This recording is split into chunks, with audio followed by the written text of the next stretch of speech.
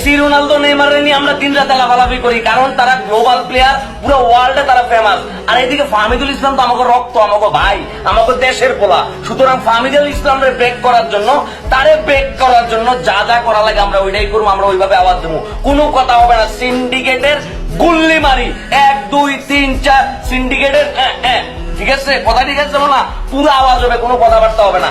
এই যে ক্যারাবেরা কোচ, ক্যারাবেরা, তারপর বাফুফের সভাপতি, সেক্রেটারি, সহকারী কোচ, সবাইরে জবাব দিতে হবে কেন ফাহমিদুল ইসলাম টিমে নাই। এই যে আপনারা নাটক করছেন যে কি ডিসিপ্লিনারি বঙ্গের দায়ে তারা টিমে রায় নাই না, ফাইজলামি করতেছেন। বেঞ্চ থেকে দুনিয়ার অগা মগা জগা রামশাম যদুকদুর আইনা বয়াই দিবেন, আর আপনারা মনে করেন যে কি ইংলিশ ক্লাব মাতানো প্লেয়ার রেখে আপনারা পাবেন না। আরে ভাই, আমার কাছে মনে হইতেছে কি জানেন, হামজা চৌধুরী যদি এত ভালো মানের প্লেয়ার না হইতো, কিংবা তার যদি ওই লেভেলের হাইট না থাকতো, হামজা চৌধুরীরা মনে করেন যে এরা টিমে রাখবে না, সব বাটপার। এরা সব বাটপার ভাই, বাটপারীদের কালো হাত ভেঙে দাও, মুড়িয়ে দাও, বাফুফের সিন্ডিকেট ভেঙে দাও, মুড়িয়ে দাও। লড়াই লড়াই লড়াই চাই, লড়াই করে বাঁচতে চাই, কোনো কথা হবে না ভাইয়া, ঠিক আছে?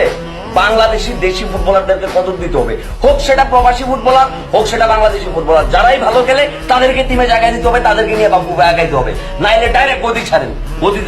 গদিতে থাকার কোনো যোগ্যতা আপনাদের নাই, ঠিক আছে? এই জেনারেশনটা দাবায় রাখতে পারবেন না। এই জেনারেশন ফুটবল বুঝে আপনাকে মতো কচ্ছপ গদিতে কুতকুত কুতকুত করে খেলে না।